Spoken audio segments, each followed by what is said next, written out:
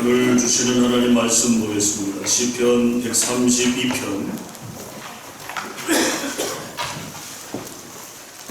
시편 132편 1절부터 9절까지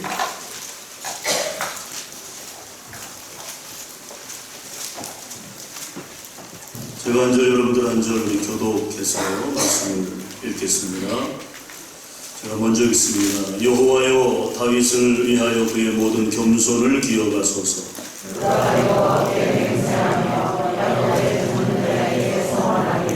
내가 내 장막집에 들어가지 아니하며 내 침상에 오르지 아니하고 내 눈으로 잠들게 하지 아니하며 내 눈꺼풀로 졸게 하지 아니하며 여호와의 조소 곧 야곱의 전능자의 성막을 발견하기까지 하리라 하였나이다.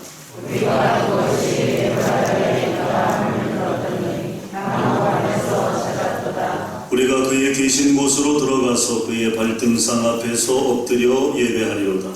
여호와여 일어나사 주의 권능의 여호와 함께 평안한 곳으로 들어가소서. 주의 제사장들은 의를 옷 입고 주의 성도들은 즐거이 외칠지어다.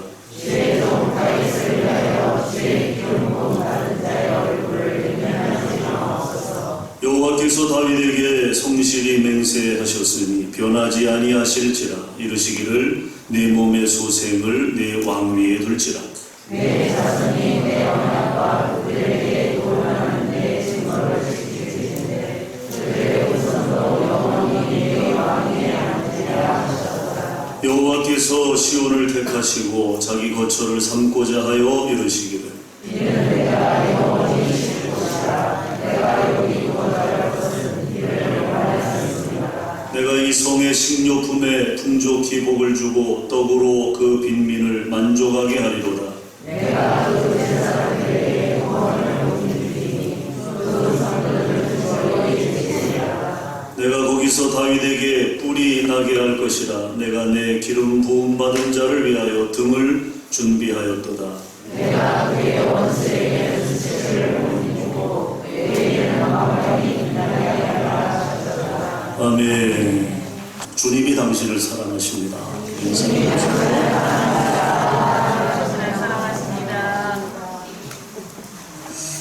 오늘 인생의 어려움을 만났을 때 6번째 시간입니다. 여호와를 신뢰하라. 오늘 의미 있는 인생이라는 부제를 가지고 함께 말씀을 나누려고 합니다. 여러분, 흔히 중년의 위기라는 말을 많이 하는데요, 이것은 40대 중반을 넘어서면서 자신이 지금까지 살아온 인생이 과연 의미가 있는지에 대해서 회의에 빠지게 되는 것을 총칭해서 중년의 위기라고 표현을 합니다. 내가 지금까지 열심히 일해왔는데 과연 내가 가는 이 길이 정말 맞는 길일까? 그래서 어떤 사람들은요, 40대 중반의 위기를 맞이하면서 직업을 바꾸기도 한다는 거죠. 또 심지어 어떤 사람들은 이사를 한다는 거예요. 이사. 그래서 환경의 변화를 꾀하기도 한다는 거죠. 그러나 그런저런 선택이 다 옳다고 할 수는 없죠. 또 요즘은 고령화 사회가 되면서 노년의 문제, 노년의 정체성에 대한 문제가 대두되기도 합니다. 지금 2020년이죠. 2026년, 앞으로 6년 후가 되면 우리나라 노인 인구가 전체 20%를 넘는다고 합니다. 상당히 고령화 사회로 우리가 진입을 하는데, 일본보다도 빠르고 OECD 국가 중에 제일 빠르다고 해요. 그러니까 이 고령화의 문제 속에서 이 노인의 문제, 노인의 정체성에 대한 문제가 점점 더 심화되어 가고 있다는 것입니다. 지금 나이가 들어 노인이 되면 자신의 영향력이 점점 사라지다가 언젠가는 이 삶의 무대에서 떠나야 합니다. 그 과정에서 과연 내가 살아온 인생이 올바른 것인가? 이런 회의에 빠지는 노인들이 우리 주위에서 흔히 볼 수 있다는 거죠. 한때 여러분, 우리 사회 문제로 그렇게 거론된 이 황혼 이혼의 문제도 같은 맥락에서 우리가 생각해 볼 수 있을 것입니다. 40년, 50년 함께 산 부부가 황혼의 이혼을 하는, 이 황혼 이혼율이 점점 높아지고 있는 것도 그런 영향이 아닌가 생각해 봅니다. 그런가 하면 젊은 엄마들 역시 인생의 의미를 찾는다는 거죠. 집에서 아이들만 키우다 보면 내가 이렇게 사는 것이 맞게 사는 것인지, 정말 이 아이들만 키우고 집에만 있는 것이 의미가 있는 것인지 수많은 고민과 회의에 빠진 엄마들을 저는 많이 봤습니다. 사실 우리 모두는 세대 구분 없이 누구나 의미 있는 인생을 살고 싶어 합니다. 그런데 문제는 방법이죠. 방법. 과연 어떻게 하면 의미 있는 인생을 살 수 있을까요? 여러분, 정말 한 번뿐인 인생인데 우리가 의미 있게 살아야 하지 않겠습니까? 오늘 본문이 중요한 것은요, 그 문제에 대한 해답을 우리에게 던져주고 있기 때문입니다. 의미 있는 인생에 대한 해답을 주고 있다는 거죠. 시편 132편은 솔로몬이 하나님의 성전을 다 지어놓고 성전 봉헌식에 즈음하여 하나님 앞에 찬양으로 드린 간증입니다. 오랜 고생 끝에 성전을 지어놓고 솔로몬은 먼저 아버지 다윗의 헌신을 회고합니다. 오늘 본문 7절까지의 내용의 배경은 하나님의 법궤가 사울 왕 때 블레셋에 빼앗기지 않았습니까? 그리고 20년이라는 세월이 지나갔어요. 이스라엘 내에 법궤가 없는 것입니다. 가장 중요한 성물인 법궤가 이스라엘 내에 없는 거예요. 이미 20년 전에 블레셋에 빼앗겼기 때문에 없는 것입니다. 그런데 그 기간 동안 누구 하나 하나님의 법궤를 기억하거나 관심 갖는 이가 없었다는 거죠. 오직 단 한 사람, 누굽니까? 다윗은 왕이 되기 전에도 하나님의 법궤에 대해서 마음을 썼던 사람. 그래서 여러분, 다윗이 왕 위에 오르자마자 제일 먼저 한 일이 뭔 줄 아십니까? 하나님의 법궤를 옮겨오는 일을 제일 먼저 합니다. 늘 그것을 걱정하고 법궤를 생각하고 어떻게 하면 법궤를 다시 이스라엘 영내로 가지고 들어올까를 다윗은 고민했기 때문에 왕이 되자마자 그것이 첫 번째 프로젝트였다는 거죠. 그 일이 다윗에게는 그 어떤 일보다도 중요한 일이었고요, 삶의 우선순위였습니다. 그래서 다윗은 스스로에게 이렇게 맹세합니다. 오늘 2절에서 5절까지의 내용을 보면요, 하나님의 법궤를 예루살렘으로 모셔오기 전까지는 내 침상에 올라가지 아니하겠고 내 눈으로 잠들게 하지 아니하며 내 눈꺼풀로 졸게 하지 않겠다. 이런 선언을 다윗이 하고 있어요. 물론 액면 그대로, 이 표현대로 하면 나는 잠자지 않겠다, 그런 표현 아닙니까? 액면 그대로 잠을 자지 않겠다는 그런 얘기는 아닙니다만, 하나님의 일, 법궤를 옮기는 일이 그의 삶의 우선순위임을 비유적으로 표현한 것입니다. 그럴 정도로 지금 다윗이 거기에 마음을 쓰고 있다고 말이에요. 이처럼 다윗이 자신의 삶을 하나님께 드리기로 헌신하자 이스라엘 내에 놀라운 일이 일어나게 됩니다. 놀라운 변화가 일어나게 되었다는 거죠. 6절, 7절을 보시면 그것은 주어의 변화라고 하는 것입니다. 자, 3절, 4절에서는 내가라고 하는 표현이 시작되고 있죠. 3절, 내가 내 장막집에. 4절, 내 눈으로 잠들게 하지. 여기 1인칭, 내가, 나라고 하는 1인칭이 사용됐어요. 여기 이 나는 누구를 가리킵니까? 다윗을 가리킵니다. 다윗이 주어가 되어 있는 것입니다. 그런데 6절부터 보면 이게 바뀌어요. 어떻게 바뀝니까? 내가 뭐로 바뀝니까? 우리가로 바뀌게 됩니다. 우리가 그것이 에브라다에 있다 함을 들었더니 나무밭에서 찾았도다. 우리가 그의 계신 곳으로 들어가서 그의 발등상 앞에서 엎드려 예배하리로다. 뭘 찾은 거예요? 법궤를 찾은 것입니다. 법궤. 즉 모든 사람이 하나님의 법궤를 잊어버리고 있을 그때에 다윗 한 사람이 헌신했더니 그 동네뿐만 아니라 그 나라 전체 모든 백성들이 하나님의 법궤에 관심을 가지기 시작했다는 거죠. 이것이 오늘 본문에서 하나의 변화로, 터닝 포인트로 소개되고 있는 거예요. 3절, 4절까지는 다윗만 법궤에 관심을 가졌던 거죠. 다른 사람은 법궤 생각도 못하고 있는 거예요.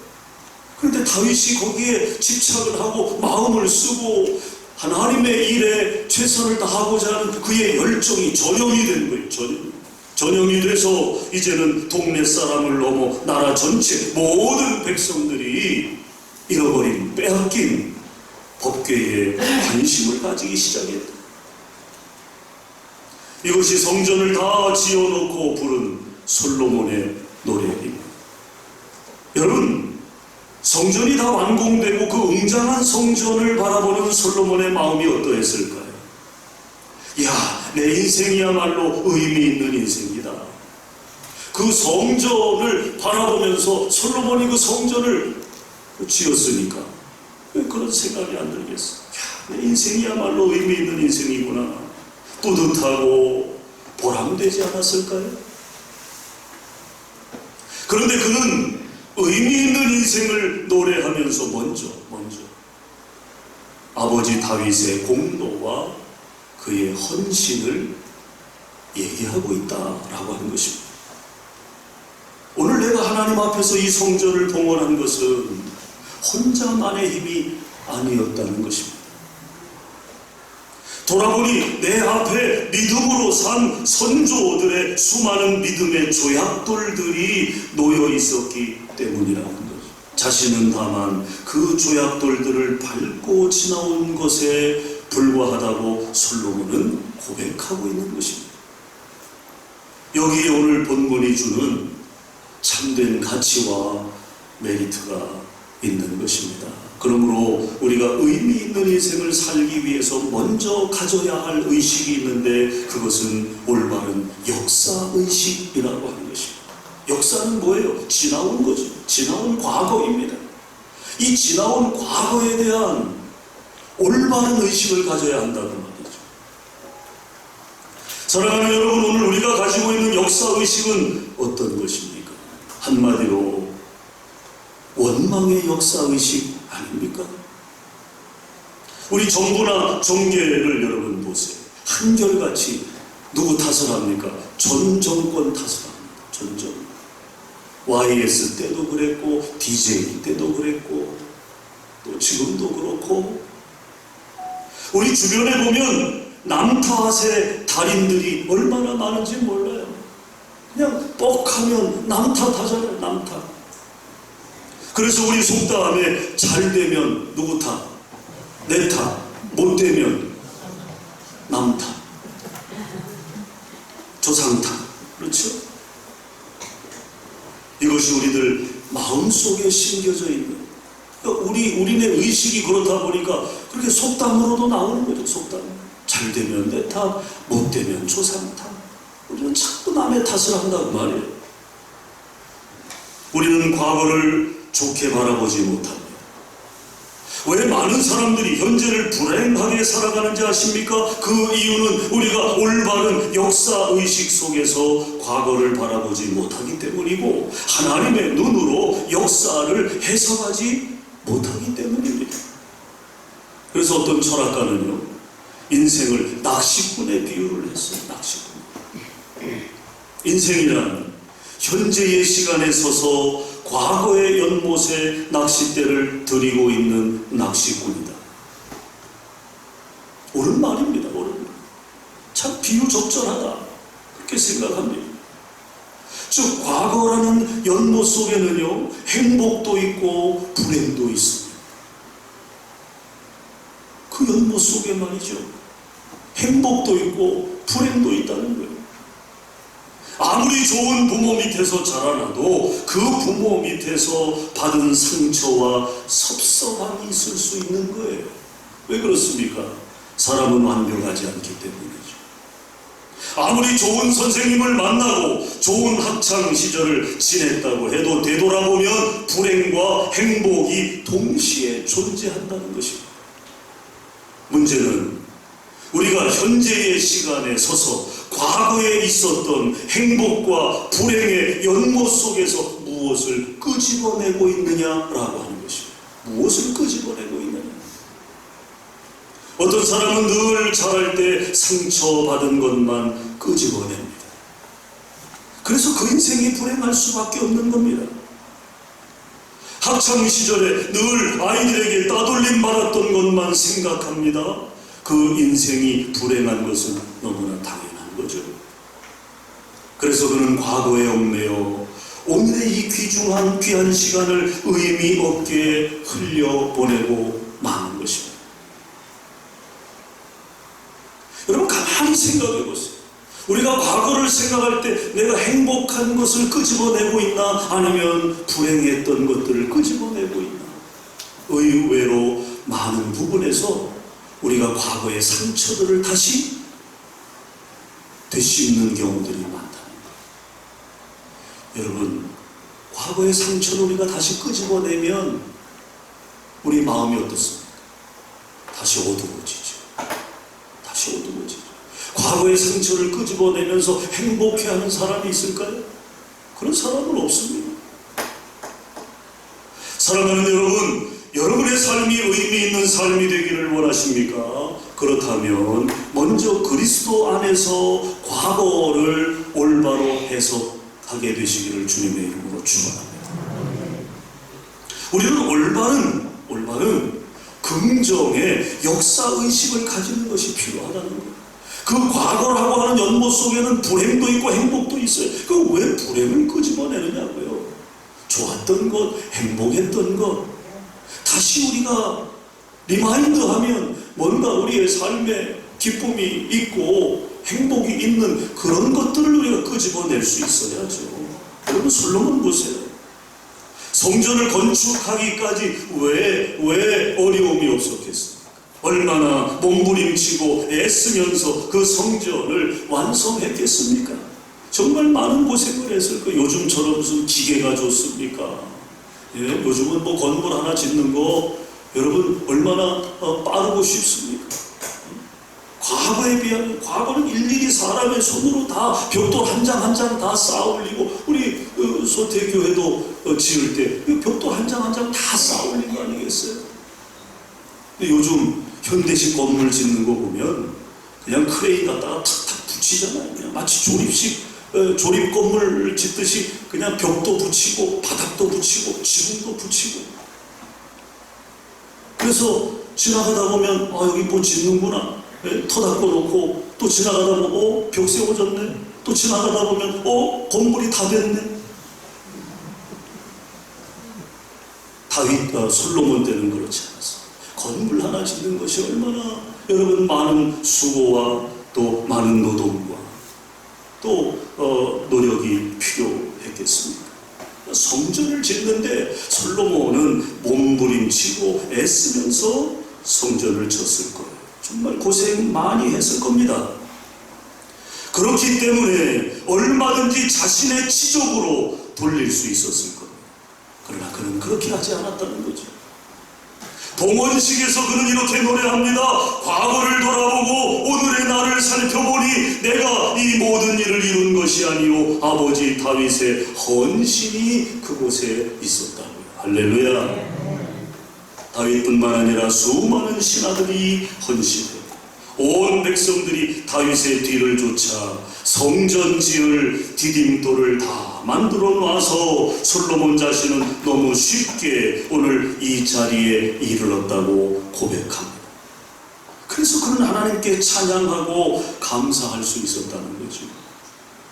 솔로몬이 그렇게 할 수 있었음은 과거를 하나님의 눈으로 바라보며 행복을 낚시했기 때문입니다. 행복한 순간들을 끄집어낸 것입니다. 그리고 그것이 하나님을 높이며 찬양하게 된 근거가 된 것입니다. 이런 솔로몬의 성숙한 모습이 오늘 저와 여러분의 모습이 될 수 있기를 주님의 이름으로 축원합니다. 그 다음에 두 번째로 의미 있는 인생을 살기 위해서는 올바른 목표의식을 가져야 한다는 거예요. 우리가 역사의식, 과거에 대한 올바른 역사의식을 가지고, 그 다음에 두 번째는 올바른 목표의식을 가져야 해요. 8절을 보십시오. 8절. 누가 크게 읽어보세요. 8절. 여호와여 일어나사 주의 권능의 개와 함께 평안한 곳으로 들어가소서. 아멘. 솔로몬은 과거와 올바른 관계를 맺고 난 이후에 현재의 삶에 치중합니다. 여러분, 그렇죠. 우리가 만일 과거만 생각한다면 결코 의미 있는 생을 살 수 없을 겁니다. 현재가 중요하잖아요. 현재. 오늘 내가 어떤 방향으로 내 인생을 몰고 가느냐, 내가 어떤 목표를 가지고 달려가느냐, 이것은 우리에게 너무나 중요한 문제로 다가옵니다. 그래서 그는 기도하기 시작했어요. 솔로몬은 어떤 방향을 위해 하나님 앞에 기도했을까요? 솔로몬의 기도 속에서 우리 인생의 목표를 정할 수 있다고 생각합니다. 여러분, 솔로몬의 기도는요, 하나님을 삶의 중심에 모시는 것이었습니다. 그것이 솔로몬의 기도였어요. 내가 오늘 어떤 방향으로 내 인생을 몰고 갈 것인가, 내가 어떤 목표를 가지고 달려갈 것인가의 그 물음에 있어서 솔로몬은 하나님을 내 삶의 중심에 모시겠다. 솔로몬이 성전 건축을 다 완성했습니다. 지금 솔로몬이 드리는 8절의 기도는요, 하나님, 이제 성전을 다 완성했으니 당신의 법궤와 함께 평안하게 저 성전으로 들어가시옵소서. 그런 말씀이에요. 여러분, 이 세상에서 참으로 의미 있는 인생이 되기 위해서는 우리 마음속에 하나님이 거하셔야 될 줄로 믿습니다. 솔로몬은 이것을 위해 기도한 것입니다. 하나님이여, 이제 일어나셔서 성전으로 들어가소서. 성전으로 들어가소서. 이 말씀을 오늘 우리에게 적용시킨다면 이렇게 기도해야 한다는 것입니다. 하나님이여, 제 마음 문을 여온히 일어나셔서 제 속에 들어오시옵소서. 제 중심 보좌에 좌정하시옵소서. 우리가 이렇게 기도해야 한다는 거죠. 그것이 솔로몬의 기도였고, 그것이 또한 저와 여러분의 기도가 되어야 될 줄로 믿습니다. 왜 그렇습니까? 우리 인간은 하나님께 지음받은 존재이기 때문에, 영적인 존재이기 때문에 그런 것입니다. 그래서 아무리 세상의 좋은 것들을 다 소유한다 할지라도 영이신 하나님이 우리 마음속에 거하지 않으면 우리 인생은 결국 의미를 상실한 채 허무함 속에 빠져들 수밖에 없다는 거죠. 제가 분당에서 목회할 때 그 분당에 한 마을이 있습니다. 그 전에 한번 말씀드렸나 모르겠어요. 거기는 우리나라에서 내노라 하는 갑부들이 사는 동네예요. 갑부들이. 거기는 들어가는 입구부터 경비원들이 있어요.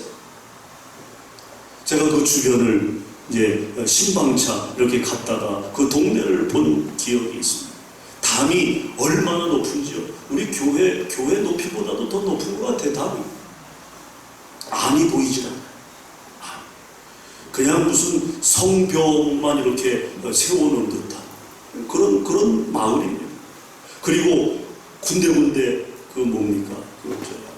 감시 카메라며 또 그 담장 위에는 그 세콤이라고 해가지고 침입자를 이제 감지하는 그런 첨단 장치들이 거기 다 되어 있는.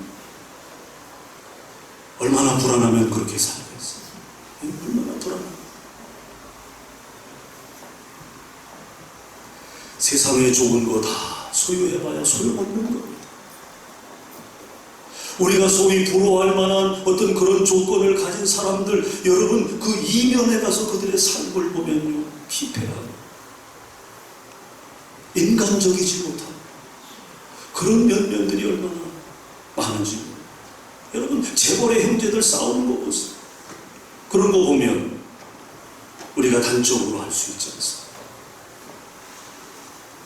그런 거 다 소유한다 할지라도 영이신 하나님이 우리 마음에 거하지 않으면 우리 인생은 무의미해지고 만다는 거예요. 여러분, 의미 있는 인생을 살기 원하십니까? 그렇다면 하나님을 여러분의 삶의 중심에 모셔드리기를 주님의 이름으로 축원합니다. 한번 따라 하실까요? 주여, 일어나셔서 제 중심에 들어오시옵소서. 여러분, 늘 이렇게 기도하시기를 부탁을 드립니다. 그러면 하나님이 어떻게 우리 마음 중심에 거하실 수 있을까요? 하나님이 어떻게 마음 중심의 보좌에 앉을 수 있을까요? 그 방법은 단 하나입니다. 우리가 하나님의 방법대로 의롭게 살아야 한다는 것입니다. 그것이 9절 말씀이에요. 9절. 하나님의 방법대로 말하고 하나님의 방법대로 생각하고 하나님의 방법대로 직장 생활하고 하나님의 방법대로 아버지 노릇, 남편 노릇, 아내 노릇, 자식 노릇 하는 겁니다. 이것이 9절 말씀이 우리에게 던져주는 의미고 또 교훈인 것입니다. 하나님의 방법대로 의롭게 살라는 것, 의롭게. 그것이 하나님을 우리 마음 중심 보좌에 모시는 유일한 방법인 것입니다. 우리가 의의 옷을 입고 하나님을 즐거이 찬양하는 삶을 살 때 하나님은 우리 마음 중심 가운데 들어오신다고 가르쳐주고 있는 것입니다. 여러분은 어떻습니까? 오늘 이 시간 하나님 앞에 여러분 스스로를 살펴보며 질문해 보시기를 바랍니다. 과연 하나님은 여러분의 중심에 좌정하고 계십니까? 여러분은 정말 하나님의 방법대로 살아가고 계십니까? 그 하나님의 방법대로 손해를 보더라도 사업합니까? 하나님의 방법대로 가정생활을 영위하고 자녀를 키우고 계십니까? 바라기는 그렇게 될 수 있기를 주의 이름으로 축원합니다. 하나님의 방법, 그것이 우리가 사는 길이라는 거예요. 그 다음에 마지막, 의미 있는 인생을 살기 위해서는 첫째는 역사의식을 가져야 하고 또 올바른 목표의식을 가져야 한다 그랬죠. 세 번째는 올바른 섭리의식을 가지라는 것입니다. 자, 오늘 11절에서 18절까지의 기록된 내용이 이제 그 의미를 담고 있는데, 자, 11절에서 18절은 1절에서 10절까지의 내용과 대칭을 이루고 있는 말씀입니다. 자, 2절 말씀에 보면 그가 여호와께 맹세하며 그랬어요. 여기 그는 누굽니까? 다윗이죠, 다윗. 자, 11절에 가서 여호와께서 다윗에게 성실히 맹세하셨으니 뭡니까? 2절은 다윗이 맹세하고 11절은 누가? 하나님이 맹세하셨다는 거죠. 또 8절에 보면 평안한 곳으로 들어가소서라는 말씀의 응답이 바로 14절에 나오는 것입니다. 14절 보면 이는 내가 영원히 쉴 곳이라 내가 여기 거주할 것은 이를 원하였음이로다. 그렇게 말씀하고 있는데 이 말씀을 쉽게 풀이하면 뭐예요? 그래, 내가 들어가겠다 그 말이에요. 8절에 평안한 곳으로 들어가소서 솔로몬이 그렇게 하나님 앞에 간구하니까 하나님께서 14절에 그래, 내가 들어가겠다. 그렇게 하나님이 응답하고 계신 거죠. 또 9절 보세요. 주의 제사장들은 의를 옷 입고 주의 성도들은 즐거이 외칠지어다 하는 이 말씀에 대한 응답은 16절입니다. 16절에 보면 내가 그 제사장들에게 구원을 옷 입히리니 그 성도들은 즐거이 외치리로다. 하나님이 그렇게 응답하고 계신 거죠. 15절에서 18절까지 나오는 내가는 바로 누굽니까? 하나님이십니다. 하나님. 15절에 내가 이 성의 식료품에 풍족히 복을 주고 떡으로 그 빈민을 만족하게 하리로다 하는 이 말씀은 하나님이 우리의 미래를 책임지시겠다 하는 말씀이에요. 믿으시면 아멘 하시죠. 하나님이 우리의 미래를 책임지시겠다. 하나님은 마치 얘들아 너희가 정말 의미 있는 인생을 살기 원하느냐? 그렇다면 나의 섭리를 믿어라. 그렇게 말씀하시는 그런 내용이라고 합니다. 그 말씀과 같은 것입니다. 즉 참새 한 마리가 땅에 떨어지는 것도 누구 허락 없으면, 하나님 허락 없으면 떨어지지 않는다는 거예요. 하물며 너희일까 보냐? 하나님이 우리의 존재적 가치를 부각시켜주고 계시잖아요. 내가 저 미물인 참새 한 마리도 좌우지하는데 나의 자녀인, 나의 아들, 나의 딸인 너희는 어련하겠느냐? 그런 뜻이죠. 그런 뜻. 여러분, 수많은 사람들이 미래의 염려로 말미암아 현재를 망치고 있습니다. 그래서 의미 있는 인생을 살지 못하는 사람들이 얼마나 많은지 몰라요. 여러분, 우리의 미래는요, 우리가 책임지는 것이 아니에요. 착각입니다. 착각. 지금 이 나라의 여러 가지 정치적인 상황들, 또 여러 가지 어떤 그 대립과 갈등들, 이게 무슨 광화문 광장에 모여서 시위를 하고, 집회를 하고, 그렇게 해서 여러분 책임져 줄 수 있을까요? 우리의 미래가, 이 대한민국의 미래가 그렇게 해서 책임져 줄 수 있을까요? 저는 그렇지 않다고 봐요. 누가 하시는 거예요? 하나님이 하시는 거예요. 하나님. 내 인생은 내가 짊어지고 가는 것이 아니다 그 말이에요. 하나님이 내 인생을 섭리하시고 이 지구를 섭리하실 뿐만 아니라 우리의 자손 대대까지 모든 인생을 눈동자와 같이 섭리하고 계시다는 것을 우리 마음속에 믿을 때 우리의 인생은 참으로 의미 있게 다가올 줄로 믿습니다. 이 사실을 우리가 믿어야 한다고. 그것이 하나님의 섭리, 올바른 섭리의식. 내 인생은 내 마음대로 되는 것이 아니에요. 무슨 유행가 가사 같지만, 내 인생은 내 마음대로 되는 게 아니에요. 역사는 내 마음대로 되는 게 아니에요.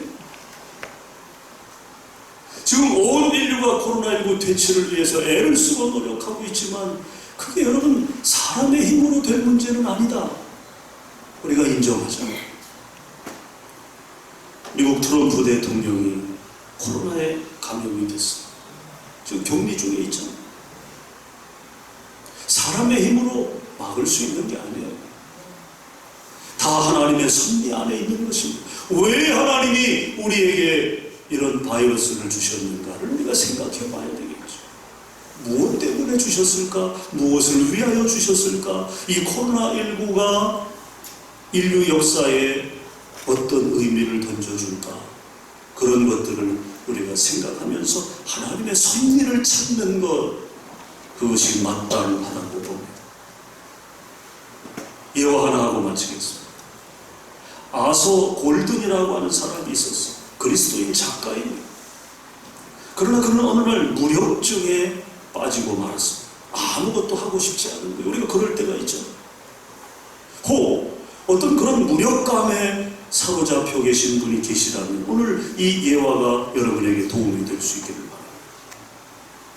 그는 상당히 유명한 작가였음에도 불구하고 그 무력감이 깊어지면서 결국에는 자살을 결심하게 됩니다. 몇 번의 자살을 생각하다가 마지막으로 그가 생각한 것은 절친 중에 정신과 의사가 있어서 그 의사를 내가 찾아가서 좀 상담을 해야 되겠다 해서 그 친구를 찾아가요. 그 의사가 아서 골든에게 이렇게 묻습니다. 자네가 어릴 때 가장 좋아했던 일이 뭐였어? 생각 끝에 아서 골든이 대답합니다. 어릴 때 나는 바닷가에 살았는데 파도 소리를 들으며 갈매기 소리를 듣는 것을 참 좋아했지. 그렇게 다 버렸습니다. 그러자 그 의사가, 친구 의사가 다음날 10시에 다시 만나자. 그리고 돌려보냈어요. 그 다음날 그 의사는 꼼꼼하게 적힌 4가지 처방전을 아서골든에게 주었습니다. 그리고 이렇게 주의를 주었어요. 이 처방전은 너무 중요한 거니까 약을 시간 맞춰서 먹듯이 꼭 그 시간에 펴봐야 한다.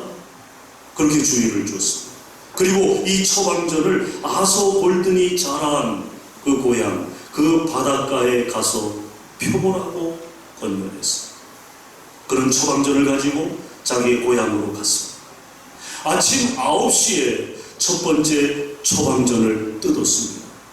거기에는 이런 내용이 있는 거예요. 여보게, 자네가 이 처방전을 열어볼 때쯤이면 자네는 바닷가에 가 있겠군. 그곳에 앉아서 파도 소리와 갈매기 소리를 2시간 동안 조용히 들어보게. 이게 첫 번째 처방이었어요. 가만히 앉아서 그 파도 소리와 갈매기 소리를 몇 시간 동안? 2시간 동안 들으라는 거예요. 2시간. 뭐 대단한 게, 굉장한 게 들어있을 줄 알았더니 너무 싱거운 거죠. 그리고 뭐 친구의 처방이니까, 의사의 처방이니까 시키는 대로 해보기로 합니다. 그래서 파도 소리와 갈매기 소리를 듣습니다. 시간이 지나는 동안 왠지 마음이 조금씩 달라지는 것을 그는 느꼈습니다. 그러다 보니 바다를 바라보고 어릴 때를 생각하고 갈매기를 보는 동안 12시가 되어버리고 말았습니다. 2번째 처방전을 뜯어야 할 시간입니다. 2번째 처방전에는 이렇게 쓰여 있었습니다. 지금까지 살면서 행복했다고 생각되는 순간들을 생각해보라. 그렇게 써 있었어요. 그는 눈을 감고 지금까지 살아온 과거의 인생 가운데 행복한 순간들을 생각해 보았습니다. 자살까지 마음먹었던 의미 없는 인생이라고 생각했는데 과거에 행복했던 순간들이 많았으니 이제 기억되는 것이었어요.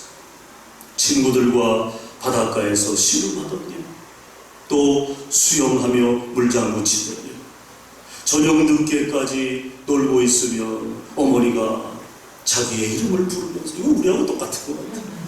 자기 이름 부르며 밥 먹어라, 밥 먹어라. 그렇게 찾아와서 자기 손을 잡고 집으로 데려가 씻겨주시고 밥상을 차려주시던 일, 참으로 행복한 순간들이 많았습니다. 과거의 추억을 떠올리며 그의 마음이 점차 밝아지기 시작했어요. 그리고 오후 3시가 됐습니다. 3번째 처방전을 뜯을 차례가 된 거죠.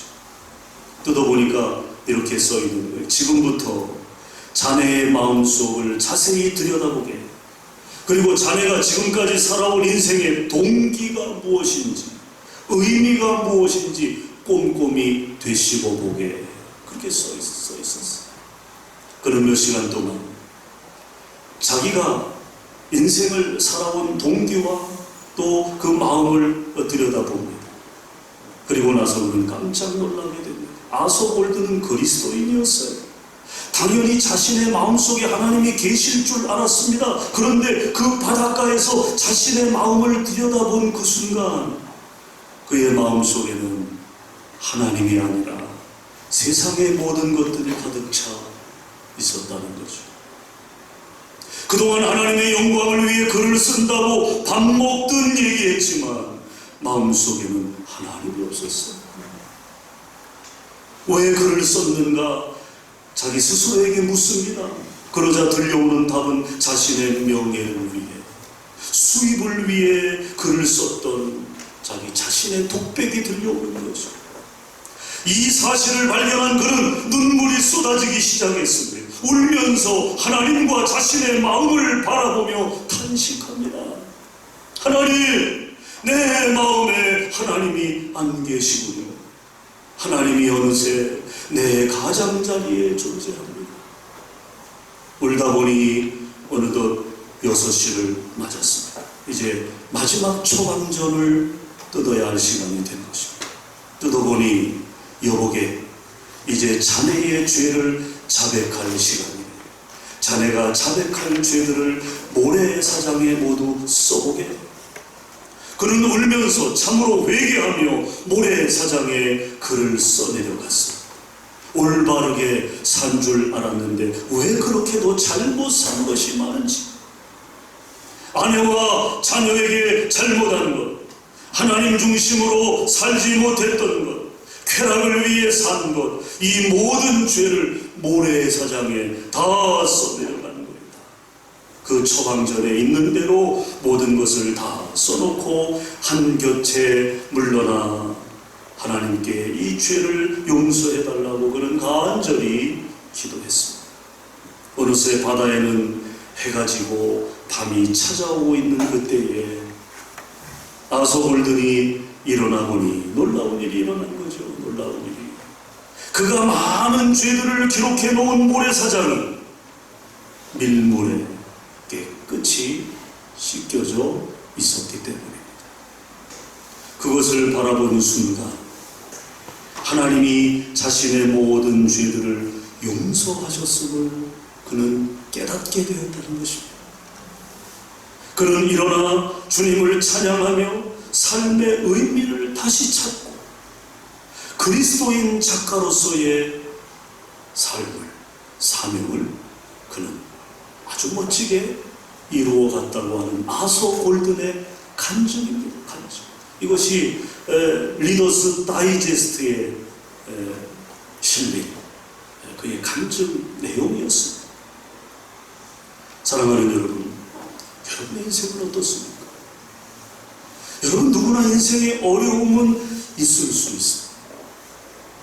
그러나 그것이 혹 나의 잘못된 선택 때문은 아닌지, 아니면 과거를 잘못 해석하거나 내 중심에 계셔야 할 하나님을 사이드로 밀어냈기 때문은 아닌지, 우리 자신을 돌아보며 보다 더 나은 의미 있는 삶을 위해서 올바른 역사 의식, 또 올바른 목표 의식, 또 올바른 섭리 의식을 토대로 멋진 그리스도인의 삶을 펼쳐가게 되시기를 주님의 이름으로 축원합니다. 축원합니다. 기도하겠습니다. 주님의 은혜 감사합니다. 우리가 의미 있는 인생을 살고 부끄럽지 않은 인생을 살아야 함에도 하나님 우리 자신을 깊이 돌아보며 우리의 삶을 우리가 살필 때 우리가 하나님의 뜻대로 살지 못하고 나와 함께 하시는 하나님을 온전히 신뢰하고 의지하지 못했던 우리의 연약함이 깨달아지고 보여집니다. 하나님 용서해 주옵소서.